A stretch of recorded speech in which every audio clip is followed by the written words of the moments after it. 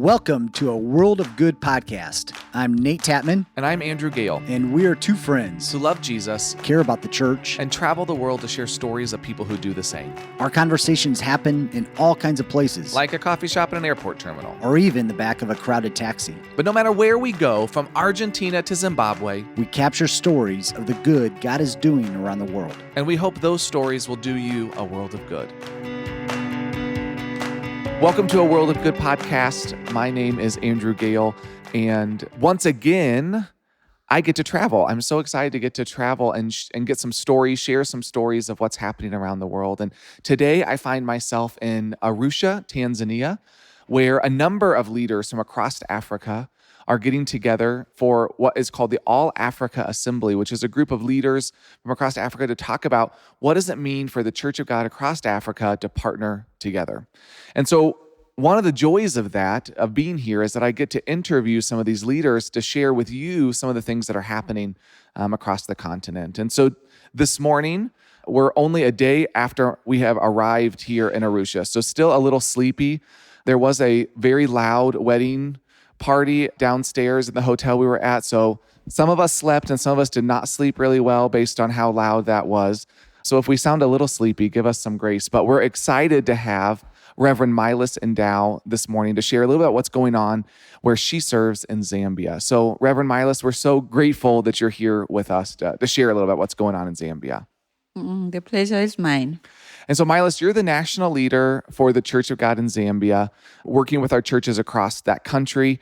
But you're also on the interim leadership team for the All Africa Assembly. So helping not just to connect your country, but to connect the entire continent. Is that right? Yes. That's wonderful. I'm really grateful for that. We're grateful for your leadership and what you do. And as we start to hear some stories of what's going on in Zambia, can you first give us a big picture of your country? Where are you located?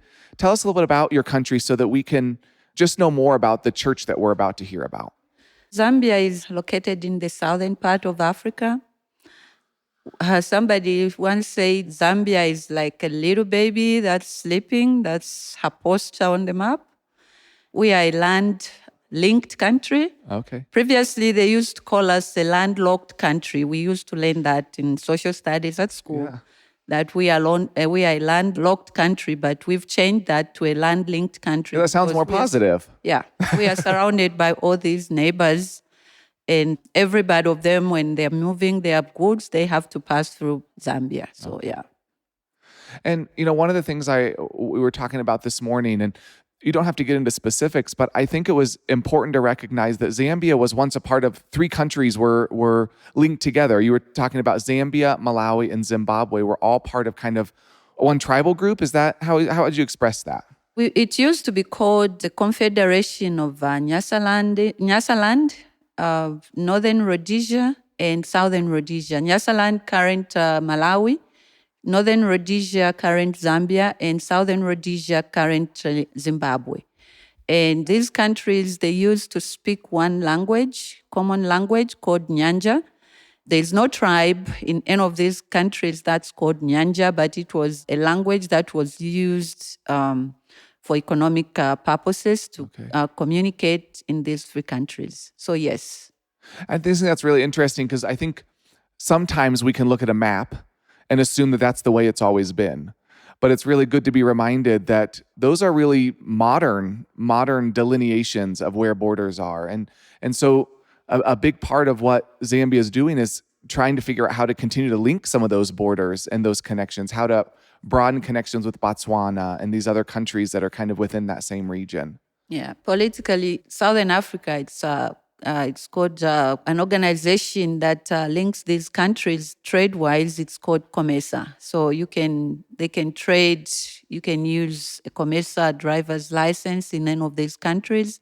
Recently, Zambia, Botswana, and Zimbabwe, they've come up with a common visa. Oh, wow. Like upon entry into Zambia, if Zambia is your first port of entry, you can request a visa. It's called a CASA visa. It allows you to visit Zimbabwe. It allows you to visit Botswana. You don't have to apply for new visas in these countries. Oh, that's great. Yeah. That's great. Well, one of the things I think is really interesting about the work that you do is there is a really strong link between the work that you're doing as a pastor and as a national leader of a church, but also understanding what's going on politically. Sometimes we divide those two things, like politics is over here and religion is over here, and certainly they're different things. But I noticed that as you were sharing this morning, you're able to speak into and connect with leaders in Zambia. You mentioned that is it the vice president that's a reverend, and that gives you kind of an ability to speak into some of what's happening on a government level, which I think is really beautiful, that as a leader, you use your status to speak into for the good of your country. Political decisions that are made, they affect the common person on the ground. And as a pastor, I am with those common people on the ground. So every decision that the politicians make, they have an impact on us as people. So we have to speak to them and speak to the powers that be. God said, if my people who are called by my name. So if God's people remain silent, I think we'll continue seeing the things that are being done wrongly continue to be done. Yeah. Well, I'm grateful that you're exercising that power to speak on behalf of the church to those leaders. Tell us a little bit about the church in Zambia. Is it a church that's mostly in the cities? Is it mostly rural? Tell us what church looks like for you. 90% of the church presence in Zambia, it's in the rural areas, like in the villages. And we are just beginning to plant churches in the cities because we've realized that the younger generation, they no longer want to stay in the villages. They are migrating to the cities. And when they get to these cities, they can't find the Church of God. And so we've been losing them to these other denominations. And so we have started planting churches in the cities. Wow. Yeah. So what is it? How would you plant a church? If you were to say we want to plant a church in the city, what's the way that you go about doing that? First, we track down these young people that have come through the Church of God from their villages. We find them where they are located, and we use them as a starting point. We begin from their home. They'll begin to evangelize, and the number right now in Zambia, you have to be 50 and above membership for you to even qualify to call yourself a preaching point. Oh, okay. Yeah, and so we're beginning to grow like that. So we have a number of churches that we have started in the city.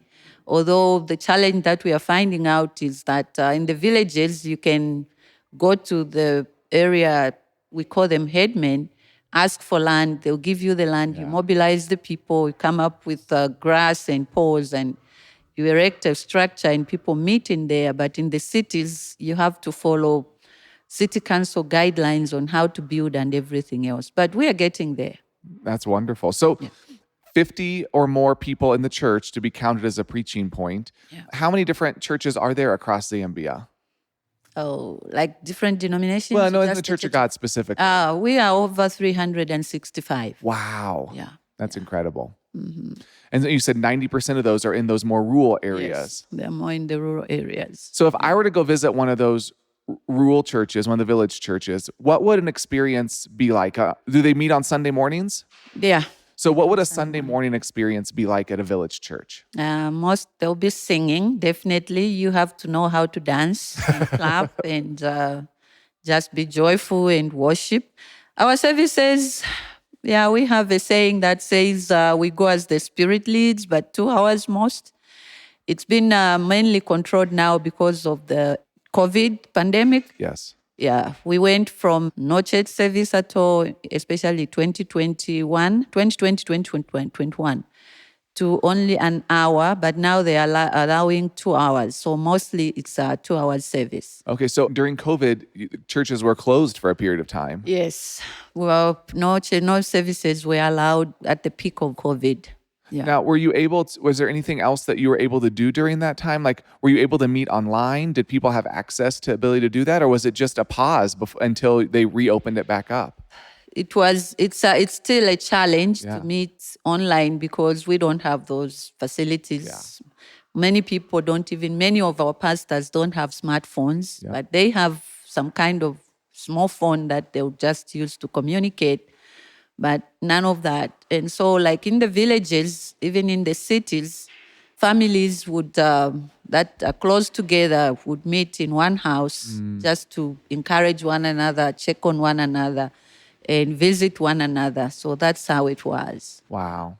Yeah. Until this year, that's when they've like even conferences where like a number of churches would come together, Easter services, all that, conferences, everything was cancelled until this year. That's when they've opened up. The government has opened up for that. I know in the United States, we were really frustrated that churches were closed, but I think we forget that there are places that didn't have access to technology to be able to continue to meet. You know, many of our churches just had to pivot and move online, but we remember those churches that don't have that. Yeah. With us, we looked at really that period of time, we looked at really what's the true definition of church, because people were saying, oh, the church is closed. And I kept arguing that nobody can close the church because we are, the Bible says you are the temple of the living God. So wherever you are church. So start something in your home with your family. And so we had church actually move from a central building to these smaller buildings, which are our homes. And so we came up with the idea to say, yes, the church is actually not closed. The buildings are closed, but the church is not closed. So we saw church growth because then each family had to sit down through text messages, would share like, okay, today let's look at this and let's do a Bible study on this. And then can we have feedback on your Bible study, what you came up with and all that stuff. Yeah. Wow. So you saw some church growth during that time. Yes. Wow. Yeah. That's incredible. I think that's such a testimony to the fact that you're exactly right. We can't close the church. We can close the buildings, but the church continues as long as we choose to engage that way. And it sounds like your communities chose to do that. Yeah. But then you said it moved from no church to 1 hour and now to 2 hours. Yeah. If there were no COVID restrictions, would your church services end in 2 hours? No. 4 hours, yes. 4 hours, okay. That's wonderful. In the places where most of our people live, Sunday is an opportunity to meet together. And so when people meet together, they want to spend as much time as they can. In one church, there are more than one singing group. You have the kids, you have the youth choirs, you have the women choir, you have the men's choir. Everybody, if they sing 5 songs, and if one song takes 5 minutes, you can multiply that. And the pastor also, okay, if the singing took 2 hours, then the pastor takes 2.5 hours, right? Yeah, because he or she has to go longer than the singing. They have to make up for that. So. Yeah. But we're adapting to make sure that the services are done in 2 hours, because during the peak hours of peak time of COVID, we had people from the authorities visit. If you go beyond 1 hour, they would close you and you won't be meeting. So everybody was forced to cut down on most of the stuff that goes on. So your churches, are they, in terms of age, do you have a lot of older people in the churches, a lot of younger people, a mixture of both? Well, what does the church look like in terms of age in Zambia? You know, Zambia, just like most of the African countries, in the early 80s, 90s, we had HIV and AIDS. And we saw that wipe out most of my generation and my mom's generation, and left my mom's generation to take care of my generation's children. And so that generation, my mom's mom, that generation's phasing out. And so there's kind of like a generational gap in Zambia, like just in many African countries. And so the church in Zambia has a remnant from my mom's generation and my generation and our children's generation. Yeah. So that's mainly what you find in the church. Wow. As you think about the churches, what are some things that are going really well that you're celebrating within the Church of God in Zambia? The thing that we are celebrating is that the challenges and the difficulties, even the COVID, sad as this chapter of history this past 2 years has been, where we've lost a lot of people, it has brought some kind of spiritual awakening.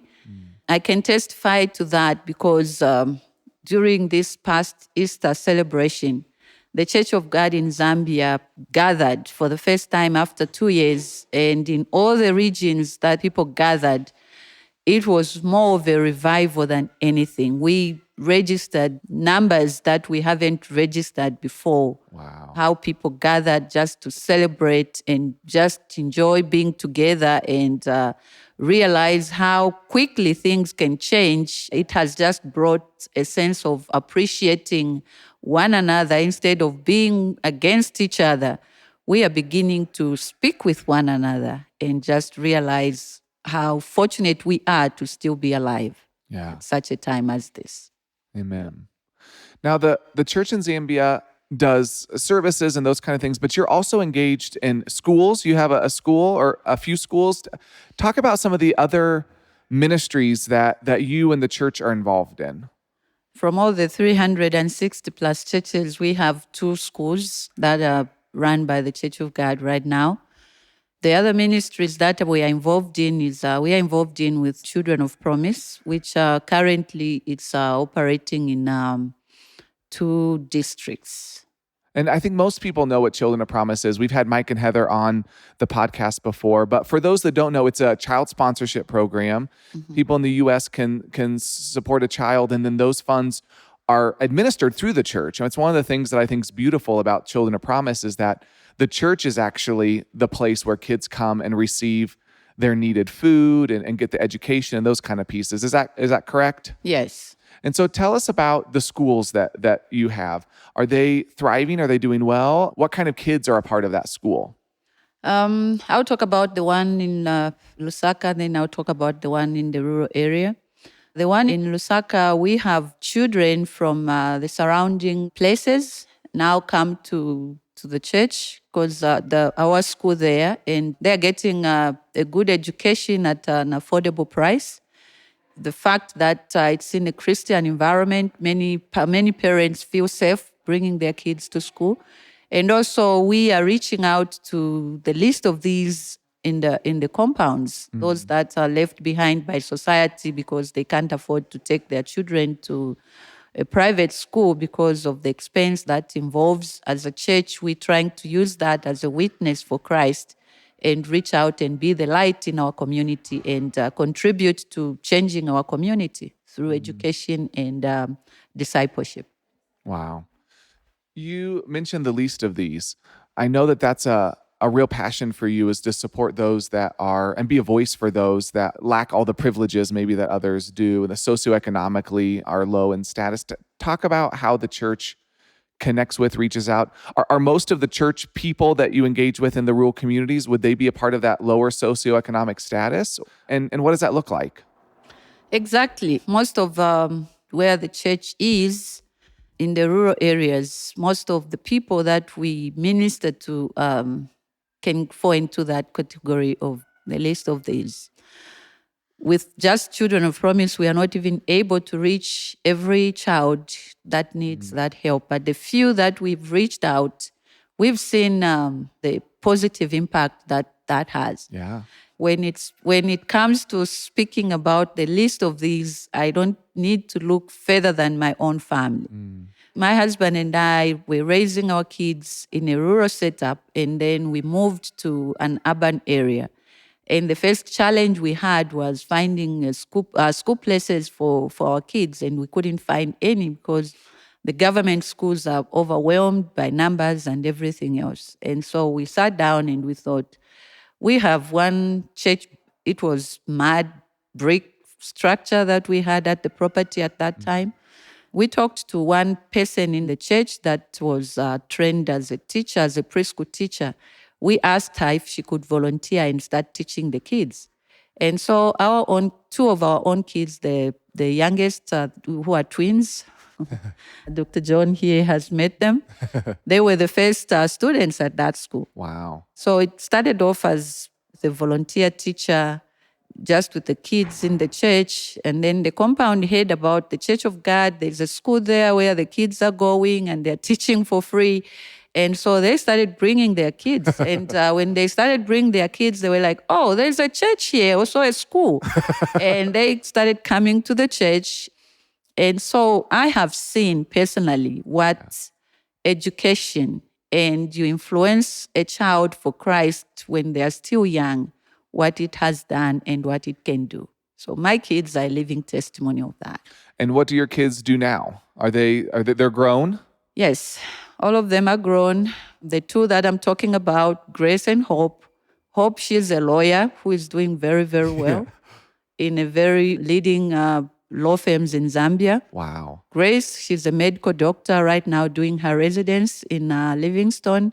And the church in Livingstone is so blessed. They can go to the hospital and all they need to do is, I'm looking for Dr. Grace. And everybody will go like, oh, okay.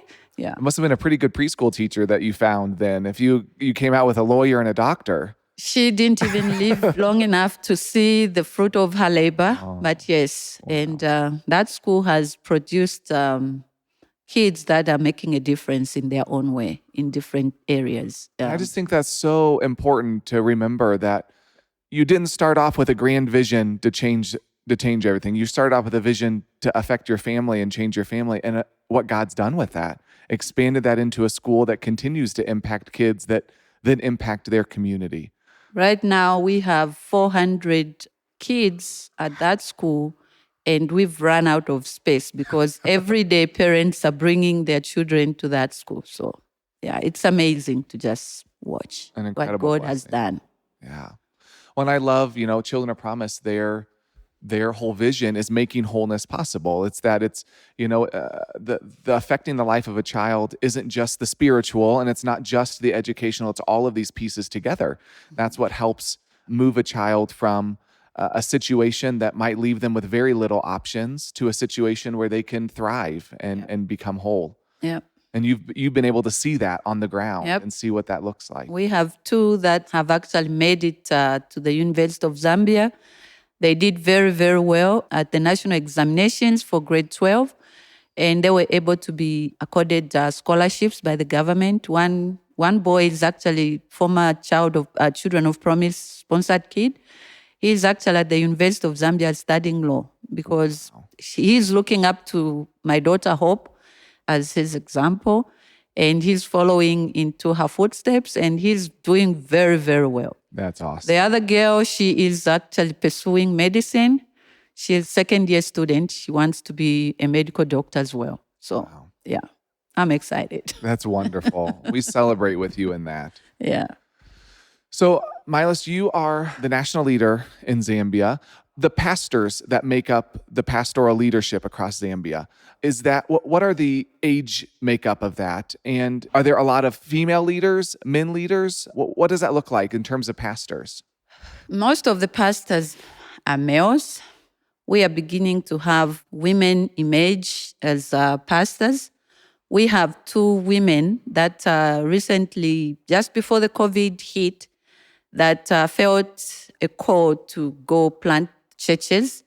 And these two women went back to their areas, and when we made the call to begin to plant churches in the urban areas, we have two ladies that have stepped up. They went, planted churches in the urban area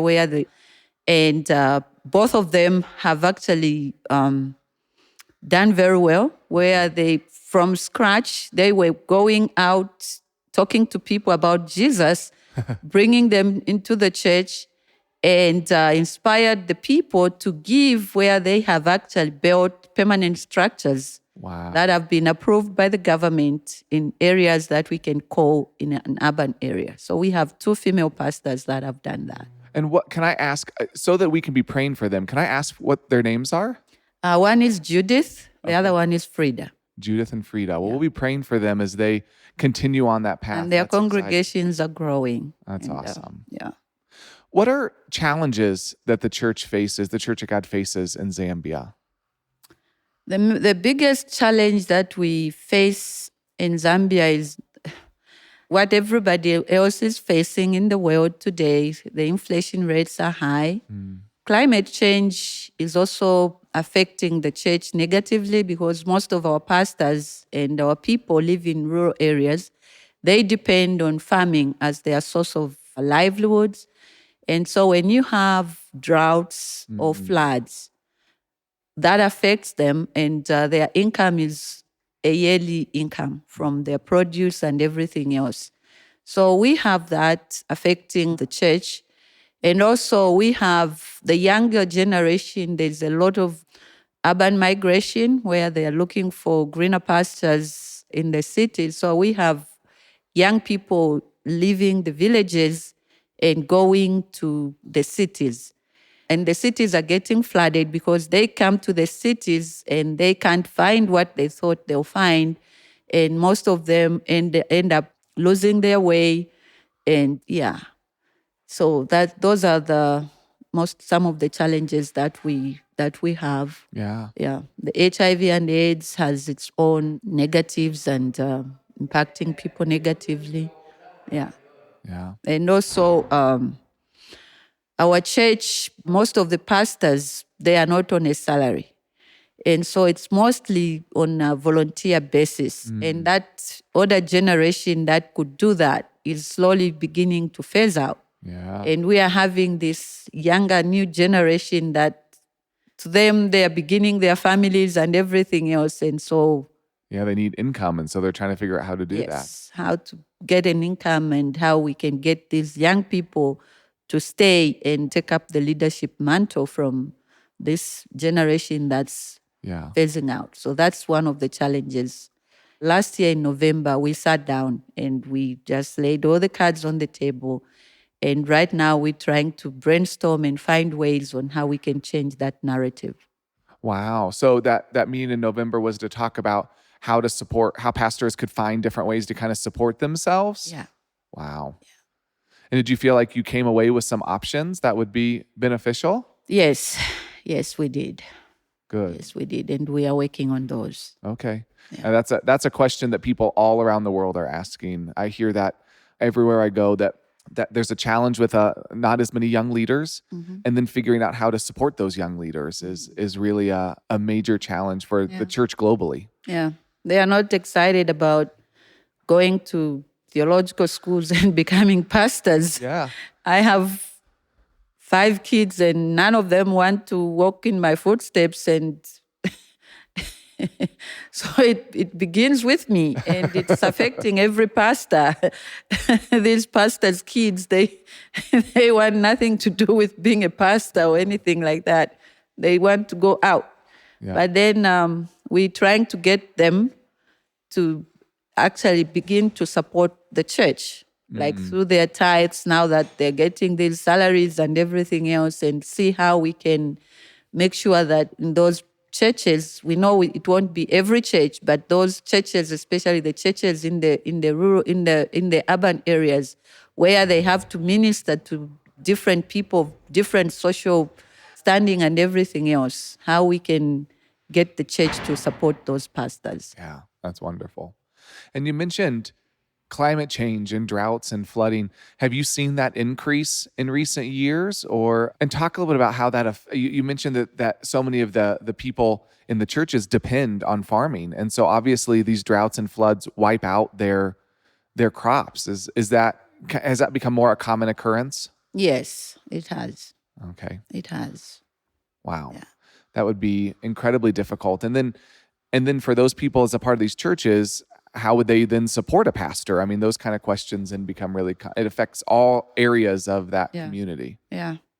Well, one of the things we love to do as kind of a final question, so we're coming to the end. The name of the podcast is A World of Good. And so we love to just hear, what good is God doing in your world today? Can you tell us one story of the good God's doing? God is doing a lot of good. You can look at the picture and see all the negative things that are happening and everything else. But the good thing that the Lord is doing is it's a time of kind of a spiritual awakening where people are beginning to see the things that are really, really important in life and building relationships. God is doing an amazing thing because even the young people themselves, they are beginning to understand that they are not just the church of tomorrow, but they are the church of today. So yeah, that's exciting. That is. Yeah. Well, Reverend Mailesi, we will be praying for Judith and Frida. We'll be praying for your 365, 60 plus churches across the country as they support the communities they're a part of. We'll be praying for the school and the over 400 kids that are a part of that get to find education. We'll be praying for Children of Promise and the work that you do with them. We're really grateful. There are so many pieces of the work that you do, and we're really grateful for that and grateful for the way God has shaped you and continues to shape you in the ministry that you're doing on the ground in Zambia. Thanks so much for sharing with us. The pleasure is mine. Thanks for listening to A World of Good. A World of Good is a podcast production of Global Strategy and Church of God Ministries. Our theme song is Colorado by Leo Flores. If you want to join the conversation, visit us at Twitter at A World of Good Pod, on Instagram, A World of Good Podcast, or visit our website, chagglobal.org/A World of Good. And join us next time as we share more stories of good from around the world.